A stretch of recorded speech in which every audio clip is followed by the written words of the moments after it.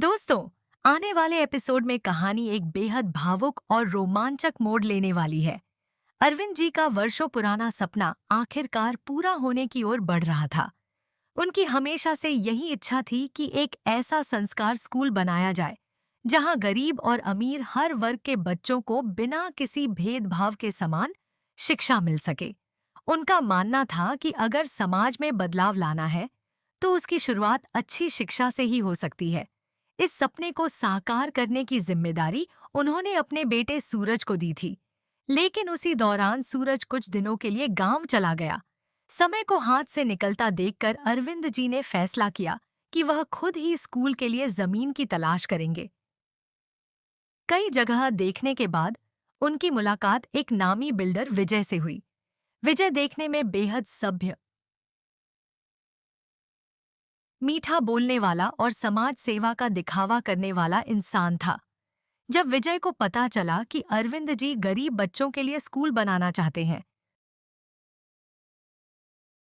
तो उसने बड़ी विनम्रता से कहा कि वह इस नेक काम में अपना सहयोग देना चाहता है।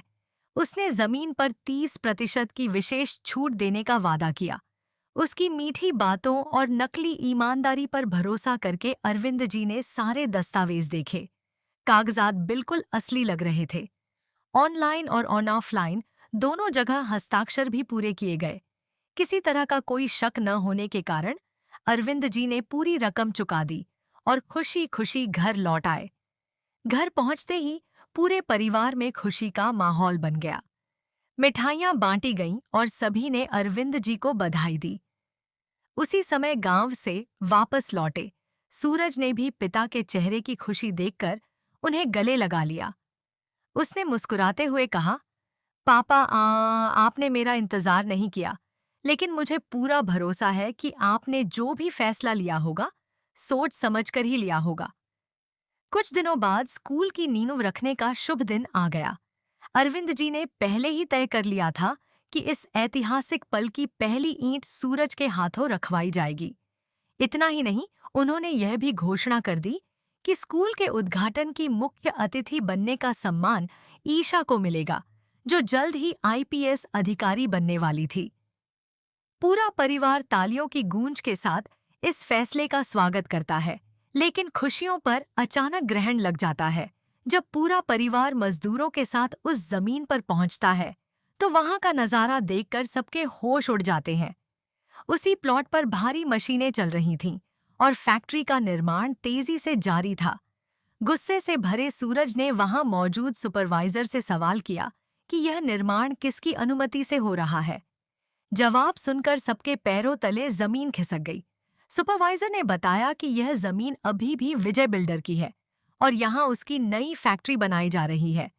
सूरज तुरंत दस्तावेज निकालकर देखने लगा, लेकिन जैसे ही उसने कागजात खोले, उसका चेहरा उतर गया। उन दस्तावेजों में कहीं भी अरविंद जी का नाम नहीं था। जमीन का मालिक अब भी विजय ही था। यह देखकर अरविंद जी को अपनी आंखों पर यकीन नहीं हुआ। वह तुरंत विजय के ऑफिस पहुंचे और उससे जवाब मांगा, लेकिन विजय ने बड़ी चालाकी से पूरा खेल पलट दिया।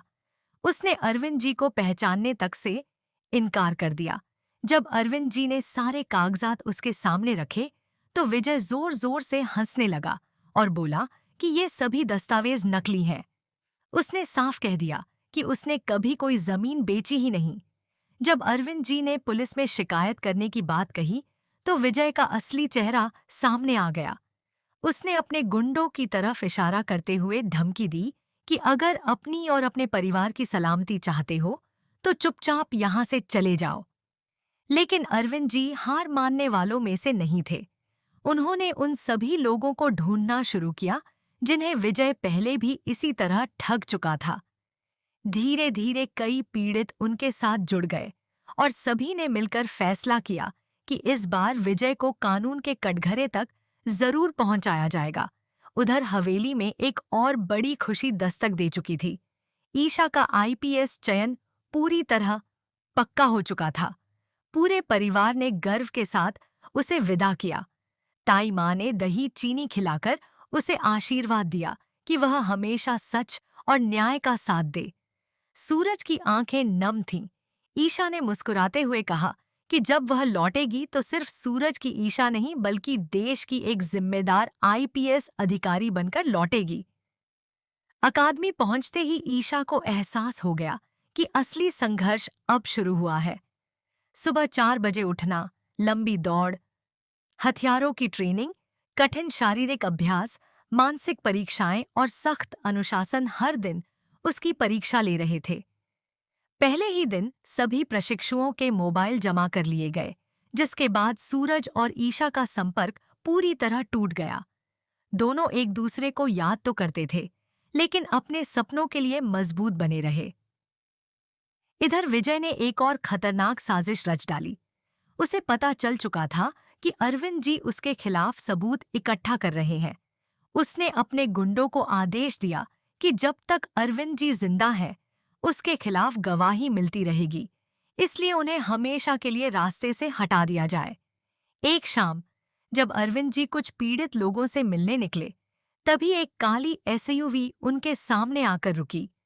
कुछ नकाबपोश गुंडों ने उन्हें जबरदस्ती गाड़ी में बैठाया और देखते ही देखते उनका अपहरण कर लिया। जब काफी देर तक अरविंद जी घर नहीं लौटे, तो पूरे परिवार में चिंता फैल गई। सूरज उन्हें हर जगह तलाशने लगा। तभी उसे एक और बड़ा झटका लगा। उसके ऑफिस में एक कानूनी नोटिस पहुंचा, जिसमें लिखा था कि जिस बंगले में पूरा परिवार रह रहा है, उसकी मालिकाना हक पर भी विवाद खड़ा हो गया है। अब सूरज को समझ आने लगा कि कोई बेहद चालाक दुश्मन उसके पूरे परिवार को एक-एक करके निशाना बना रहा है। लेकिन सवाल यह था कि इस पूरे खेल का असली मास्टरमाइंड कौन है? विजय या फिर विदेश में बैठा पुराना दुश्मन गुलाब सिंह, जिसने कसम खाई थी कि अगर वह सामने से नहीं जीत सकता तो पर्दे के पीछे रहकर सूरज और उसके परिवार की जिंदगी तबाह कर देगा। अब कहानी बेहद दिलचस्प मोड़ पर पहुंच चुकी है। क्या विजय और गुलाब सिंह ने हाथ मिला लिया है? क्या अरविंद जी का अपहरण सिर्फ जमीन हड़पने के लिए हुआ है या इसके पीछे कोई और बड़ी साजिश छिपी है? क्या ईशा अपनी ट्रेनिंग पूरी होने से पहले इस सच्चाई तक पहुंच पाएगी? और सबसे बड़ा सवाल, क्या सूरज अपने पिता को सुरक्षित वापस ला सकेगा? इन सभी सवालों के जवाब आने वाले एपिसोड में मिलने वाले हैं।